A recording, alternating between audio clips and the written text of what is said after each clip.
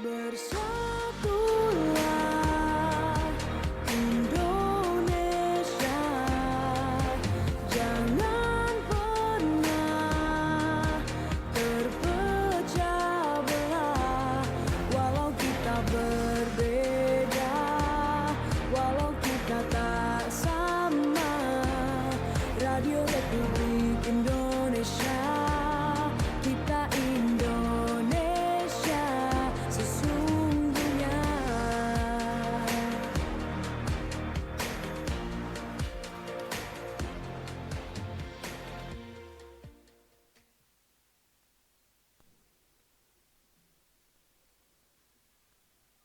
Selamat sore pendengar Pro 1 RRI Rimba Raya, dimanapun Anda berada, apa kabar Anda sore ini? Dan senang sekali saya Ibnu kembali hadir menemani waktu santai Anda dalam podcast Piala Dunia, sebuah ruang bincang santai penuh informasi menarik seputar sepak bola dunia, budaya, sejarah, hingga sisi unik baik ajang olahraga terbesar di planet ini. Dan pendengar, di episode kali ini kita akan membahas tema yang menarik dan jarang dibahas secara mendalam. Lebih dari sekedar maskot, strategi FIFA mengenalkan budaya lokal kepada dunia. Dan pendengar, karena ternyata maskot Piala Dunia bukan hanya boneka lucu untuk hiburan semata.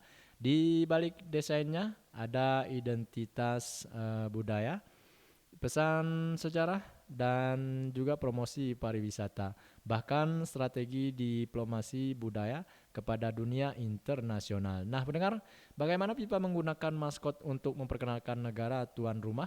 Apa makna di balik maskot-maskot legendaris Piala Dunia, dan bagaimana budaya lokal bisa dikenal dunia lewat sepak bola? Kita akan membahasnya dengan santai pendengar selama 30 menit ke depan. Dan tetap bersama saya Ibnu hanya di podcast Piala Dunia RRI Rimba Raya 90,1 MHz.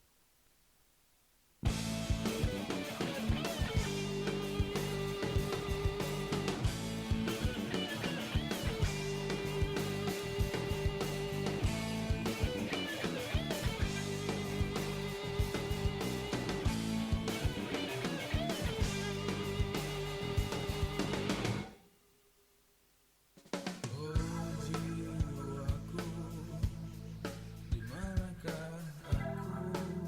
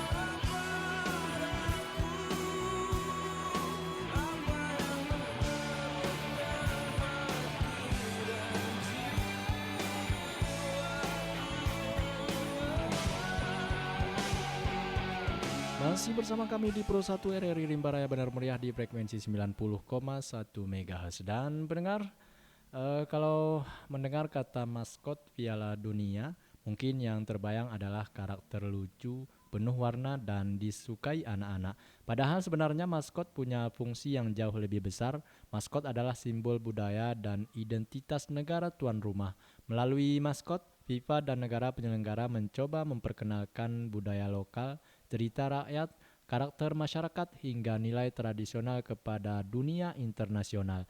Dan karena saat Piala Dunia berlangsung, miliaran mata dari seluruh dunia melihat semua simbol yang muncul. Dan maskot menjadi salah satu ikon paling mudah diingat, bahkan kadang orang lupa slogan turnamennya, tetapi masih ingat maskotnya. Dan pendengar, beberapa maskot Piala Dunia bahkan menjadi sangat legendaris, misalnya seperti Piala Dunia FIFA 1970, maskotnya bernama Juanito. Karakter anak kecil memakai sombrero khas budaya Meksiko. Ini menjadi cara sederhana memperkenalkan budaya Meksiko ke seluruh dunia. Dan pada Piala Dunia FIFA 1998, maskotnya Potik, seekor ayam jantan yang merupakan simbol nasional Prancis. Dan pada Piala Dunia FIFA 2014, maskotnya Puleso, seekor armadillo khas Brasil yang juga membawa pesan pelestarian lingkungan. Artinya, maskot juga bisa menjadi media edukasi global. Dan pendengar, Piala Dunia sebenarnya bukan hanya kompetisi olahraga, ajang ini juga menjadi panggung diplomasi budaya terbesar di dunia. Negara tuan rumah ingin menunjukkan keramahan masyarakat, keindahan budaya, makanan khas, musik tradisional, hingga identitas nasional mereka. Dan FIFA memahami bahwa simbol visual sangat kuat, karena itu maskot dibuat menarik, mudah diingat, ramah anak, dan memiliki cerita budaya. Maskot biasanya muncul di merchandise, iklan, media sosial, video animasi, hingga produk UMKM. Jadi sebenarnya maskot adalah alat promosi global yang sangat efektif. Dan pendengar, maskot ternyata juga punya dampak besar terhadap ekonomi kreatif. Ketika maskot populer, maka boneka, kaos, gantungan kunci, animasi, stiker, hingga produk digital ikut laris juga dalam penjualannya. Artinya maskot bisa menjadi mesin ekonomi, bahkan banyak anak muda kreatif membuat fan art, desain digital, konten media sosial, hingga animasi bertema maskot Piala Dunia. Di era digital sekarang, karakter visual sangat penting karena masyarakat modern lebih cepat tertarik pada visual yang unik dan emosional. Coba bayangkan pendengar, kalau suatu hari Indonesia menjadi tuan rumah Piala Dunia, kira-kira maskot seperti apa yang cocok ya? Apakah harimau Sumatera, komodo, burung cendrawasih, atau karakter budaya Nusantara?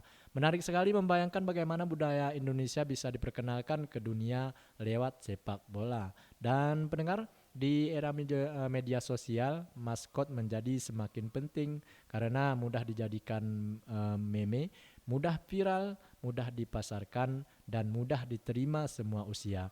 FIFA kini bukan hanya mengelola pertandingan sepak bola, tetapi juga mengelola industri hiburan global. Karena itu maskot modern dibuat lebih ekspresif, lucu, fleksibel, dan cocok untuk dunia digital. Hari ini sebuah karakter bisa terkenal bukan hanya lewat televisi, tetapi lewat TikTok, Instagram, dan video pendek. Dan FIFA memahami perubahan zaman tersebut pendengar. Dan pendengar,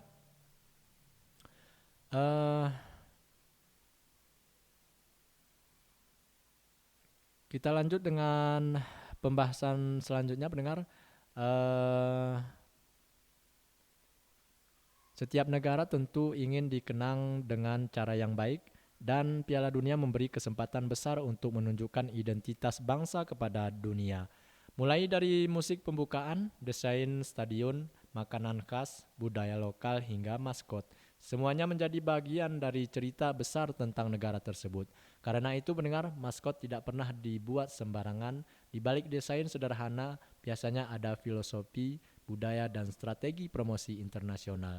Dan untuk generasi muda Indonesia, dunia kreatif hari ini sangat luas Kalau Anda suka menggambar, desain, animasi, video editing, atau ilustrasi digital, maka sebenarnya peluang Anda sangat besar. Karena industri olahraga modern membutuhkan banyak talenta kreatif. Siapa tahu suatu hari nanti anak muda Indonesia ikut mendesain maskot event dunia. Dan karena kreativitas bisa menjadi bahasa internasional. Dan pendengar, tidak terasa sudah di penghujung acara, dan semoga edisi hari ini memberikan wawasan baru bahwa maskot Piala Dunia bukan sekadar hiburan, tetapi juga bagian dari strategi budaya, ekonomi kreatif, dan juga promosi internasional. Dan saya Ibnu mengucapkan terima kasih atas kebersamaan Anda di podcast Piala Dunia RRI Rimbaraya 90,1 MHz. Tetap kreatif, tetap mencintai budaya, dan terus dukung sepak bola dunia dengan semangat positif. Dan saya pamit undur diri, sampai jumpa di episode berikutnya.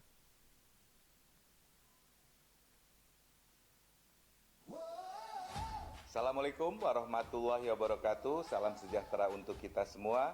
Saya Teguh Rifki Arsya, Menteri Ekonomi Kreatif Republik Indonesia, menyampaikan apresiasi kepada Radio Republik Indonesia atas inisiatif menghadirkan program siaran Piala Dunia 2026.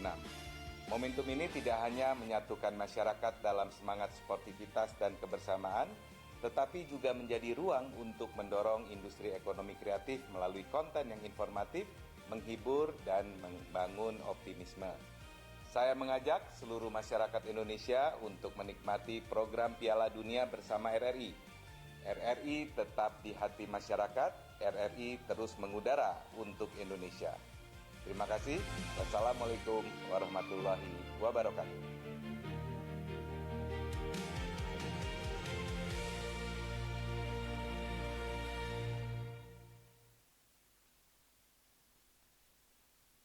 Ini kata pelatih Timnas Sepak Bola Indonesia U20 Nova Arianto tentang Piala Dunia.